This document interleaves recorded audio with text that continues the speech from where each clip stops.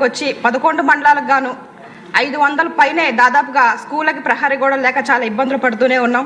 ఈ ప్రహరీ లేక పడుతున్నటువంటి ఇబ్బందులు ఆల్రెడీ అతిథి గజపతి రాజు గారు చెప్పారండి.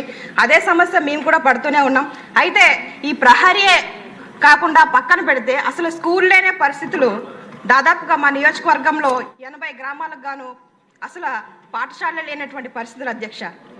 ఈ పాఠశాలలు లేవని పక్కన పెడితే శిథిలావస్థలో ఉన్నాయి 105 పాఠశాలలో.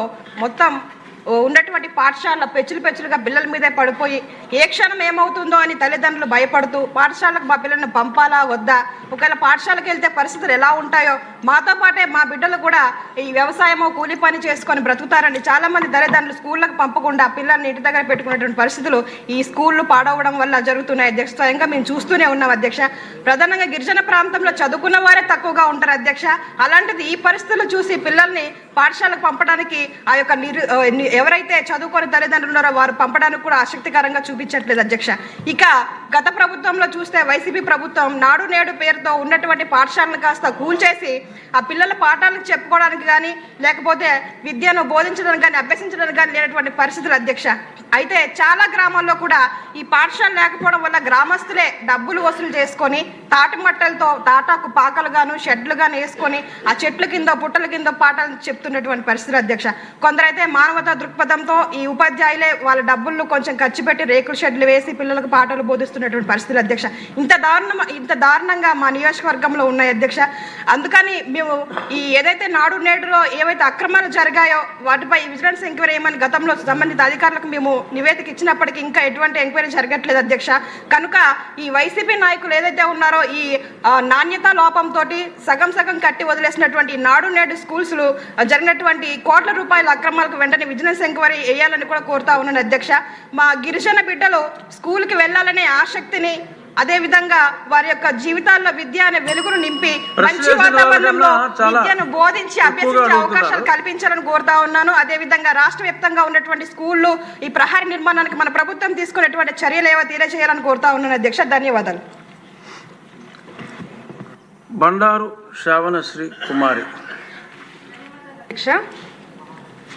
గత ప్రభుత్వంలో విద్యార్థుల భవిష్యత్తుతో చెలగాటమాడి వారి నాశనం చేసింది అధ్యక్ష. నాడు నేడు కార్యక్రమం అని చెప్పి స్కూల్స్ కోసం కోట్లాది రూపాయలు ఖర్చు పెట్టామని చెప్పి ఏ పనులు కూడా పూర్తి చేయకుండా మధ్యలో వదిలేశారు అధ్యక్ష.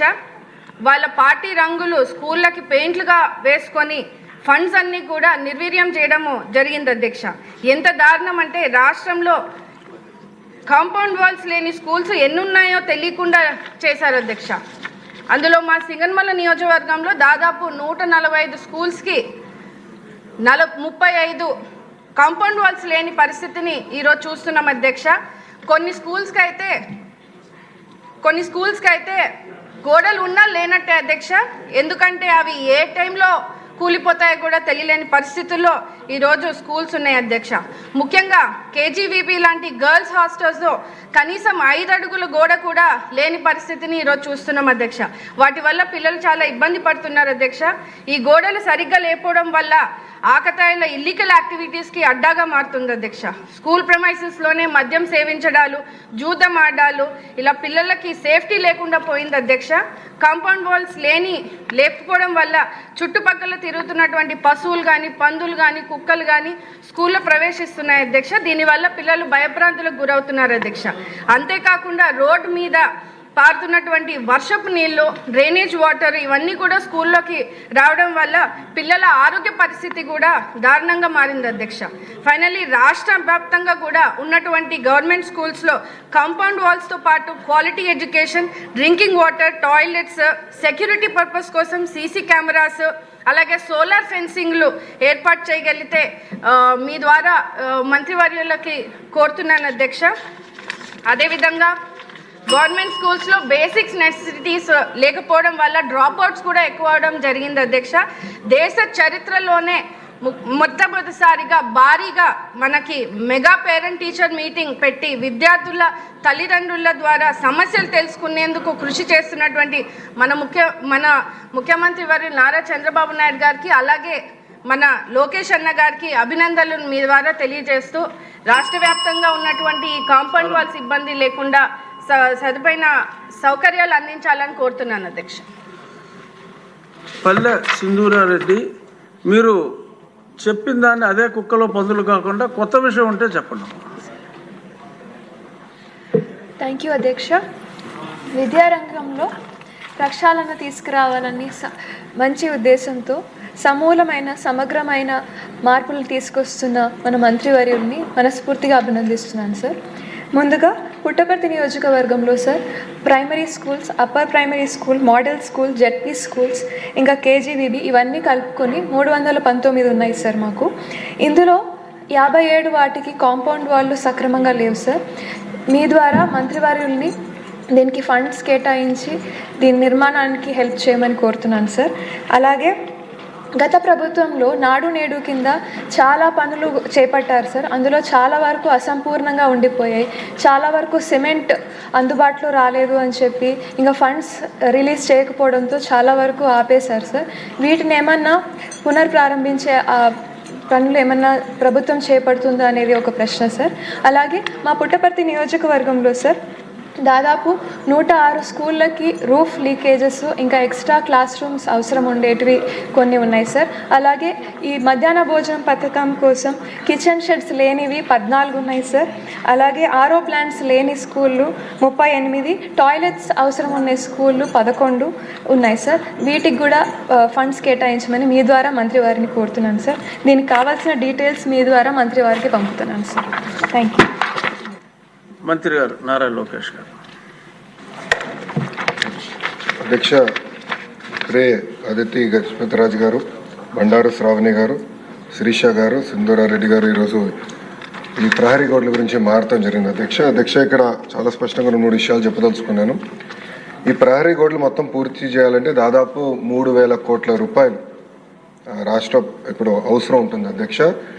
ఇది కన్వర్జెన్స్ కింద, అంటే ఒక పక్కన ఉపాధి హామీ కింద, ఇంకో పక్కన మనబడి మన భవిష్యత్తు కింద కార్యక్రమం కింద దశల వారీగా చేపడతామని గౌరవ సభ్యులకు నేను తెలియజేస్తున్నాను అధ్యక్ష. మన అదితి గజపతిరాజు గారు చాలా స్పష్టంగా డ్రగ్స్ గురించి కూడా ప్రస్తావించడం జరిగింది అధ్యక్ష. దాంట్లో ఇప్పుడు డ్రగ్స్ వద్దు బ్రో అన్న క్యాంపెయిన్ మన ప్రభుత్వం చేపడతాం జరిగింది అధ్యక్ష. ఈగల్ అని పోలీసులు అధికారులతో ఒక సంస్థ ఏర్పాటు చేసి ప్రతి పాఠశాలలో కంపల్సరీగా ఈగల్ క్లబ్స్ అనేది ఏర్పాటు చేస్తాంతో పాటు విద్యార్థుల చైతన్యం తీసుకొస్తూ డ్రగ్స్కి ఎందుకు దూరం ఉండాలి, ఒక డ్రగ్స్ వల్ల వాళ్ళే కాదు ఒక తరం ఎట్లా నాశనం అవుతుంది అనేది చెప్పేదానికి కార్యక్రమాలు చేపడుతున్నాం అధ్యక్ష. ఇది అన్ని పాఠశాలలకి కాలేజీలు కూడా మన ఇన్స్ట్రక్షన్స్ పాస్ చేసాం అధ్యక్ష. ఇప్పుడు 10వ తరగతి అదేవిధంగా మనకి ఇంటర్ బోర్డ్ ఎగ్జామ్స్ ఉన్నాయి కనుక ఇది పూర్తయిన తర్వాత మళ్ళీ అది యాక్టివేట్ చేస్తామని గౌరవ సభ్యులు నేను తెలియజేస్తున్నా అధ్యక్ష. అంతేకాకుండా అధ్యక్ష, ప్రధానంగా మనం చూస్తే ఇన్ఫ్రాస్ట్రక్చర్ పైన కూడా గడిచిన పేరెంట్ టీచర్ మీటింగ్లో స్టార్ రేటింగ్ అనేది ఏర్పాటు చేశారు అధ్యక్ష. ఒక పక్కన ఇన్ఫ్రాస్ట్రక్చర్ పైన, ఇంకో పక్కన ఎడ్యుకేషన్ అవుట్కమ్స్ పైన, రెండింటిపైన ఏర్పాటు చేసి ఈరోజు కూడా నేను రివ్యూ చేసినప్పుడు ఏ పాఠశాలలో అయితే 1 స్టార్ 2 స్టార్లోనే అంటే బేసిక్ ఇన్ఫ్రాస్ట్రక్చర్ ఎక్కడైతే లేదో ముందల అదంతా అప్గ్రేడ్ చేయాల లక్ష్యంతో మన ప్రభుత్వం పనిచేస్తుందని గౌరవ సభ్యులు నేను తెలియజేస్తున్నాను. పెద్ద సభ్యులు అన్నట్టు leak proof buildings, basic benches, fresh paint of మన కోట్ ఆఫ్ పెయింట్, టాయిలెట్స్, తాగునీరు, బేసిక్స్ ముందర ఫోకస్ చేయాలనే లక్ష్యంతో మన ప్రభుత్వం ఈ కార్యక్రమం చేయబడుతుందని గౌరవ సభ్యులు తెలియజేస్తున్నారు అధ్యక్ష. ఎటువో ఈరోజు సాయంత్రం గౌరవ సభ్యులందరితో కూడా ఒక సమావేశం ఏర్పాటు చేసుకున్నాం అధ్యక్ష. గత ప్రభుత్వం 117 జీవోని తీసుకొచ్చి ప్రభుత్వ విద్య పిల్లలకి, అది నిరుపేద కుటుంబాలకి దూరం చేసిన విషయం మనందరూ తెలిసిన విషయమే. గత ప్రభుత్వ చేతకాంతనం వల్ల